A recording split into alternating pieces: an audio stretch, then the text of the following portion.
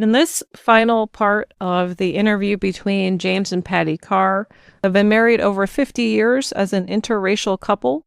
You'll learn about some of the racist experiences that they've had, how they've dealt with those things, how that's affected their mindset, and also advice to other couples who are in interracial marriages and how to feel more comfortable. So I hope you enjoy. Thank you so much for watching. I'd love to hear your experiences in the comments or any questions. Please let me know. Thank you. Our generation at that time, they were more open to change than parents at that time. And they could see change coming, whereas many of the parents were in the same old frame of mind. For example, the Italians stayed with the Italian community. The Croatians stayed within the Croatian community. They went to the specific churches and they had specific events that they attended where their children, which I was in that along with Patty, we saw different things. And the more we learned about different events occurring in school and what was happening in the world, we were not going to be stuck in that frame of mind. We had different thinking. And my dream was to become involved in law enforcement because I kept seeing all these different things occurring in the news. And, I kept saying to her, only way that you can make change, you can't sit on the sideline, you have to get involved. So that's when I got involved with the Alexandria City Police Department. Mm-hmm. And all the way to Virginia to become law enforcement. Patty had a relative here. Pennsylvania was not hiring people. Mm-hmm. Okay. The community was not very receptive to people of color. And I didn't see a future staying there. As far as law enforcement? Yes. Well, her relative lived in Alexandria, and they shared with us, hey, look, there's jobs down here. You need to come down here. So that's how I got here. And he stayed with them for a year and a half. Until we got our own place. And every weekend he would make it back from Virginia back to see the kids and me on a motorcycle in the snow. It's like a 5-6 hour drive. About 5.5. Every Friday night he would be there no matter 1 o'clock in the morning. And then he'd leave Sunday. I kept saying, you better go, get on the road. It's 4 o'clock in the afternoon on a Sunday. That was a hard year and a half, but we did it. I was working a midnight shift up there in Alexandria, and we went to a domestic, and it was a Caucasian couple. And I mean, this guy had really treated his wife poorly. Before the law changed, the only thing that we could do was to advise Nate, make sure that nobody was being assaulted at that time. The law hadn't changed that. So I go off duty, and I was somewhere where I had to get in an elevator in the city. I get in the elevator, and then I see this lady, and I'm like, oh, we had the call left. She was off duty. I was off duty, yeah, in civilian attire. And what really struck me at that time was, as soon as she got in the elevator, she clutched her purse. And I said, oh my gosh, she's clutching her purse like I'm some type of brother. She remembering you.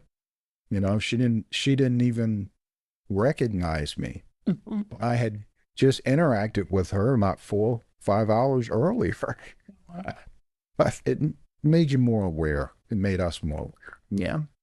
When I was in Pennsylvania, I wanted to rent a green, and I spoke to this lady over the phone, and, oh, really great. Come on down. The room is available.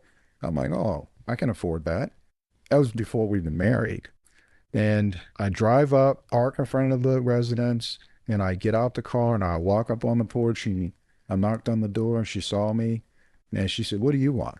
And I'm like, I just talked to you on the phone about the room. Oh, it's rented. I'm like, oh, for me, people are always, they always want to judge. They'll look at you and they don't see that you have a doctorate or you have a master's or bachelor's or you've done all these things.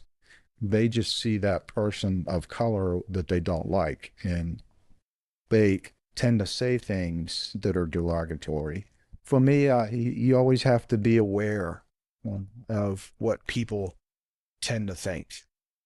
That has not changed. And I don't care what they think. Right. Oh, I got to tell her that story about the job. Okay. I worked in Northern Virginia, and I could tell as soon as I walked into this place, they hired me, that they are very prejudiced. But I wanted the job, so I stuck with it. And they never found out that I was married to him. I kept it hush hush. But then we were moving from Woodbridge to Fredericksburg and looking around at houses, and we happened to drive down this one street, and I see the boss mowing his grass. And I went, oh, great. I hid so he wouldn't see me. And not too far after that, I said, oh, I can't do this anymore, because we ended up moving here. But I was like, I just can't do this anymore. I quit. Want to better things, Yeah. better career. Oh, big time. Yes. I just thought I'd bring up that story. I thought it was funny. So it's sad that you felt like to do that, right? Well, I know. That's why I said I'm not working for these people anymore. I just, after doing that, The perspective that we have is honor, integrity, commitment to public service, and well-being. You can't live like that forever, thinking that, well, I have to avoid this location because the boss might be there, and I know that the boss is racist. Right. they were. And Everybody that worked in that office. then I need this job. You know what I mean? That's not Yeah. the life that I don't think any interracial couple wants. Yes. How do you think your perspective has changed because of your relationship over time in a way that people wouldn't have if they weren't in a kind of cross-cultural relationship? I'm more aware. I see things that other people don't see. And I'll use you as an example. When you first came to that interview that day in 2004, I saw, especially when I saw your portfolio, I was like, oh, wow, this is amazing. We can't let her walk out that door and go someplace else. And we hired you. So I think by Patty and I being in the relationship that we've been in for all these years and being able to discuss different things and to see things in a different perspective, has made us more aware. Mm-hmm. And our children see that, or they saw that, and they were able to take what we experienced and sharing it with them. They were able to enhance their lives, Mm-hmm. both personally and professionally. Their relationship. Yeah. Yeah. Whereas other people, they don't have that skill set. They're not really listening to you or other people. It's all about them, you know? No, and Steve thinks like that. As you know, I'm service oriented, and our relationship has broadened that perspective. Plus, in the back of my mind, I always hear the people back in the day, it'll never work. Yeah. It'll never work. Mm-hmm. And our marriage, people we have worked with in the past, they're on their third marriage, their fourth marriage, or they're divorced. Relatives. Yep, relatives. And it's like, what's the deal with that? Look at me. yeah, but What advice would you give? there are more people in mixed relationships now, or interracial relationships, than when we first started. So they should seek those individuals out and ask some questions or talk about something that is bugging them. I go back to that Loving versus Virginia case, and be involved in law enforcement, everything, knowing what your rights are. And somebody can't discriminate against you because you're in an interracial relationship. and you're in a homeowners association community, or you're being randomly stopped because you're in an interracial relationship.